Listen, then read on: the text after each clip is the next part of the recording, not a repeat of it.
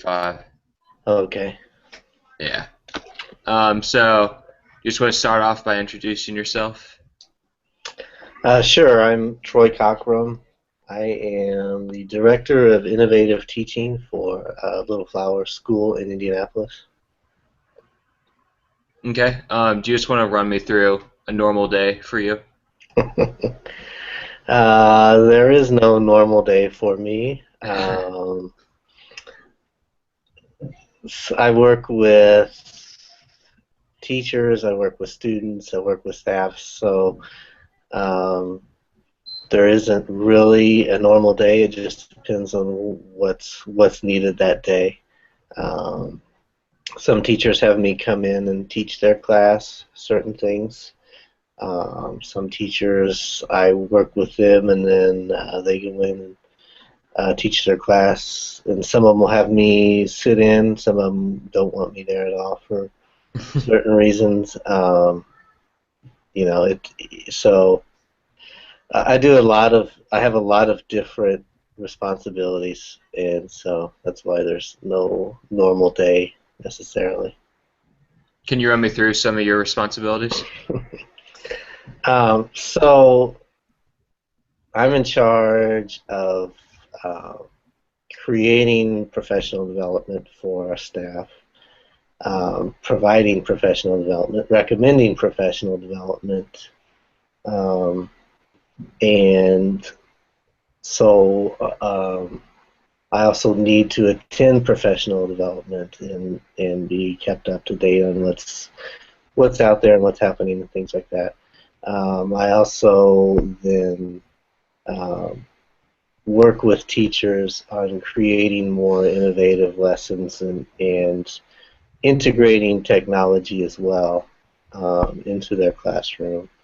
Uh, and then I work with students in a few different capacities.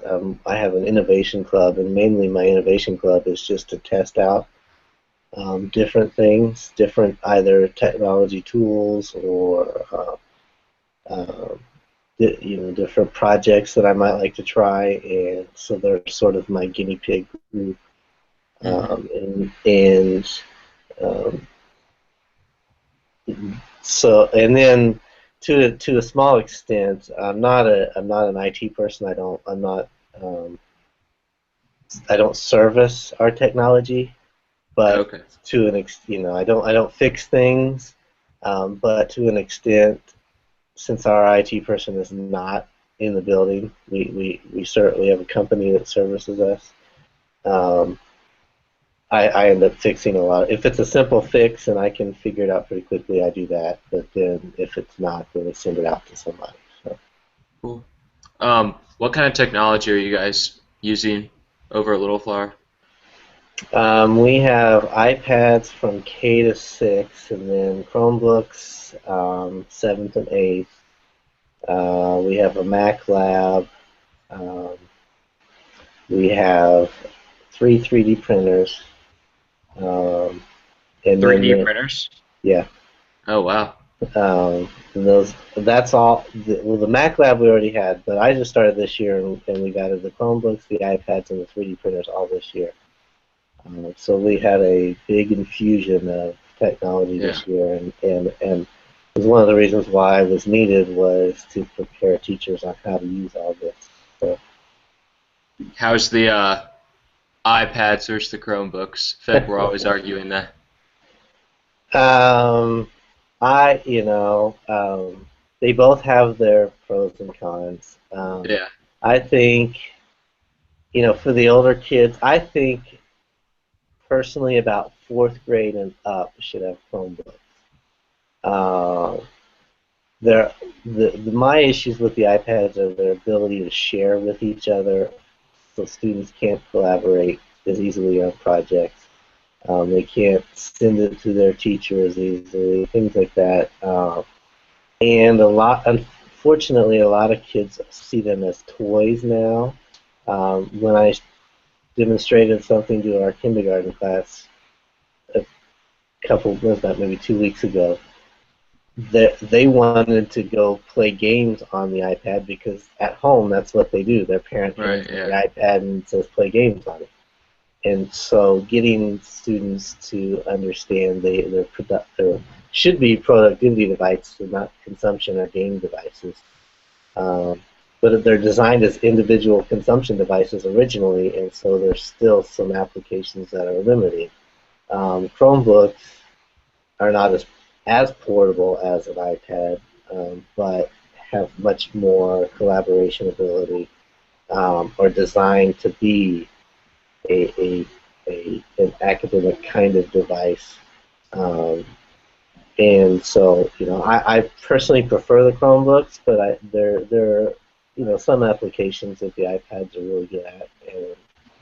And so I think students should be exposed to as many different tools as they can be, because there's no one tool that does everything. Um, and they're going to have to be adaptable for their future. I mean, 2 years from now, Chromebooks and iPads possibly couldn't exist, and there'll be something else that's the next big thing. So they Hmm. need to be able to understand how to use a tool and adapt to a tool as opposed to a specific tool. Do you see any technology on the horizon that you feel is going to be the next step in the classrooms? Anything Uh, like that? Wearable technology. Uh, Yeah. it's still in its infancy. I've got Google Glass. I've got a smartwatch, and there's some other things coming out. There's some virtual reality things that are coming out that seem pretty promising. I think we're still, it's hard to say with technology because it improves and changes so quickly. But I think we're still probably about 2 years out of wearables being very consistently used in classrooms. But I think wearable technology, everybody wants technology to be ubiquitous and out there for everything, but they want it to be less intrusive. Hmm. And so whoever figures out what wearables will work best in the classroom, that's what's going to be next. Um, when you came in and with all the technology, were some teachers resistant to it or anything like that? Yeah, I mean, it's you're going to have in any population, teachers, whatever, you're going to have your early adopters who are really excited to try new things and are anxious to jump on board and do things. You're going to have your middle group that once they've seen other people doing it, they're willing to give it a try. And then you're going to have your tail end group that only changes because they have to. Um, and so it's just a matter of identifying, helping people first of all, see the benefits, finding where it's going to make their life easier necessarily. Um, but I mean, um, there's some people that seem to get stressed out when I walk into the room because they know I'm going to ask them to do something they're uncomfortable doing. Right. And it just that's what it comes down to is um, how can you how I don't want to say willing because I don't want to feel like I'm insulting anybody, but how comfortable are you being uncomfortable? Uh, because I feel you can't teach your students to be adaptable if you're not adaptable yourself. But some teachers struggle with that. Got you. What would you say like the hardest part of your job is? Is that part of it or? Yeah, it's the hardest part. I don't know if it is difficult to find a way to connect with some teachers and find out how they work best and how we can best work together. And it's just like a student. If they were in your classroom, you couldn't just ignore them and say, "I can't work with that person. I'm going to not. I'm just going to ignore that person." You can't do that with a student. And sometimes that can be easy with another teacher. You could just say, well, I've got all these teachers who want my help and are requiring a lot of my time. I can ignore the people who don't want my help because I just have other things to do. But I have to consistently remind myself that I can't, that Hmm. my responsibility to not ignore those teachers and to keep coming in and trying to work with them and figure out ways to do that. That's always difficult. And then the other difficulty is,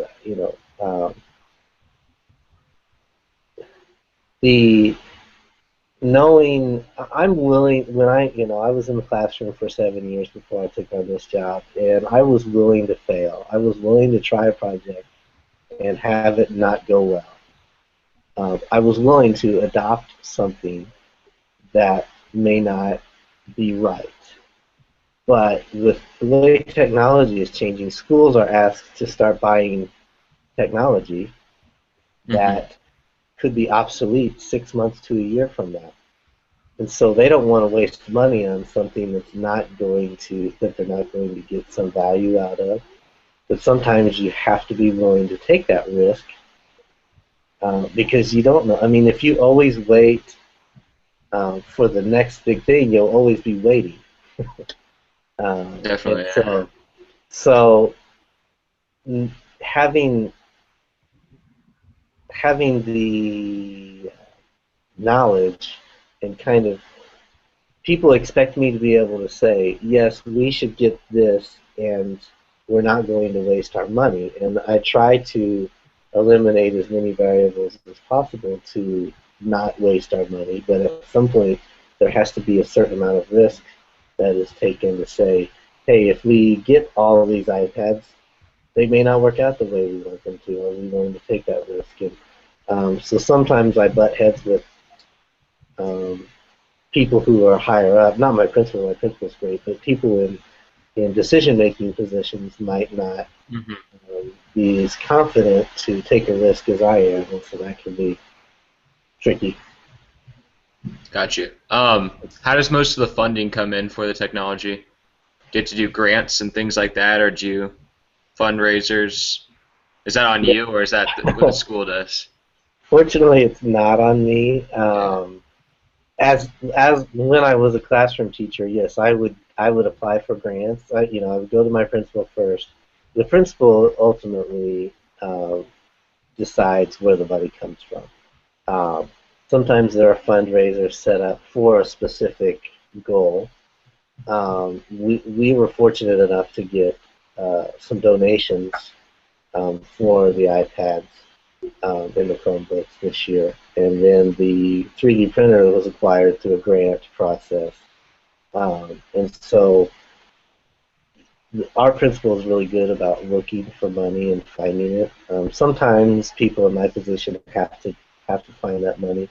And sometimes, like you said, my previous position as a classroom teacher, sometimes my principal couldn't find the money, and then I would have to go searching for grants or whatnot to find the money. So um, it's certainly, people have to be willing to look for that. As a classroom teacher, you have to be willing to look for it if necessary. Um, and I help teachers or my principal find sources of money, but ultimately it's the principal that decides where the money comes from. Got you. And this might be a pretty obvious question for someone in your position, but since you're in the classroom before and you've probably seen the change of technology in the classroom over time, how important would you say it is? Um,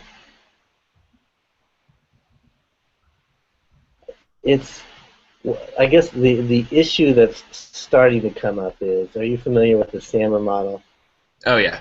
Um, the issue that is now coming up is technology is here and it's not going away, and it's you know kids have it at home in all kinds of different formats. So, people are saying, how can we go 1-to-1? And unfortunately, we need to be going 3-to-1 or 4-to-1. Because, I mean, if you look at yourself, how many devices do you have that you could use for educational purposes. You probably have a smartphone, a laptop, and maybe even a tablet, right? I've Right. probably got six devices myself that I could use. So um, it, it's becoming to where there's no possible way to teach without technology. But it's also changing the way people learn because now that they have so easy access to content, the teacher is no longer the only fountain of content that the student has access to. Right. And so teachers are really having to change the way they present content because they can't just give a worksheet with fill in the answers because the students can just Google it and fill in the answers straight off Google.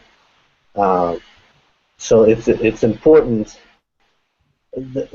At this point, teachers don't have a choice of whether they want to use technology or not. It now becomes how are they going to adapt what they may have done previously to account for that technology. And that's what's becoming more and more important, and that's why roles like mine are becoming important, is that teachers need help, need professional development, or need someone on staff to show them how can they adapt their instruction to the technology that's now currently available.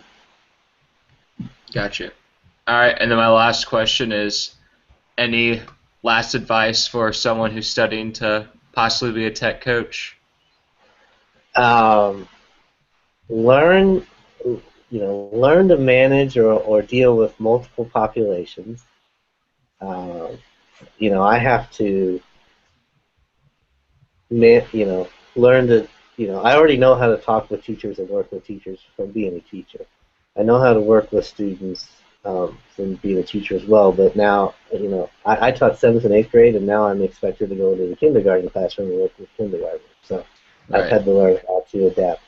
You have to learn to talk with administrators, and then you have to learn to talk with parents. You have to learn to talk with, committees, depending on if you're in a public school or a private school. You may have to talk to a school board or something. So you have to learn to manage how you disseminate information and talk with different different audiences. But then I also get very active in social media. Get on Twitter, get on Vox, or get on different, and those could go away a year or two from now. Who knows? But learn to develop a PLM Hmm. that can be a constant resource because um, I know I can't even tell you how many people I know that I've either met through Twitter or I met them and we communicate through Twitter or Vox or some other different venues. But when a teacher comes to me and says, I'd like to try this with my 3rd grade, I have connections to several 3rd grade teachers or several tech coaches that work with other 3rd grade teachers and can quickly get information and get ideas. And if you know how to develop that network and you have that network, it's extremely helpful um, for when you get into a role where you need to be, because I can't be an expert on everything. Um, Right. um, and so I need that network of people coming up with ideas and feeding me ideas to because it's not in your building. Hmm. If you're in a huge district, you might have 2 or 3 tech coaches you can go to in your district, but there's no other person that does my role in my building. Um, and so I need to be able to reach out and find other people. So those are the advice I would give. Learn to talk to a lot of different stakeholders in within your school or district, and learn how to develop a good network of people that you can go to when you need ideas. All right. Sounds good. Thank you so much for having this. Okay. Not a Have a good problem, man. rest. Thanks, Are you you guys too. still in school for the whole week? Yes, we are. Thursday is Friday's a half day, and it's all parties. And then Thursdays, even though we're here all day, half of the day is taken up with celebration and some other things. So Gotcha. it's it's pretty crazy. Today's not too bad. When I've been in the classrooms this morning, the kids are still pretty focused. By Yeah. Wednesday, the kids won't I'll be be. focused at all. Yeah. Well, good luck with that. Thanks. Have a good one. You too.